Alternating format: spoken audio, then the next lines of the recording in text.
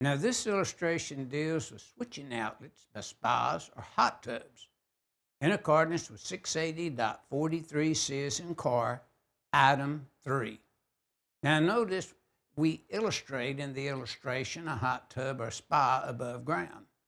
But, also the spa could be in the ground. It could be recessed into the ground.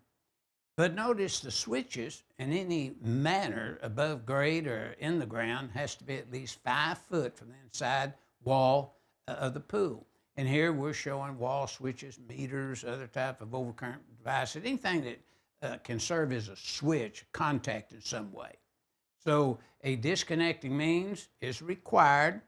And we said, yeah, we need a maintenance switch for maintenance, and then we need the emergency switch there within 5 foot.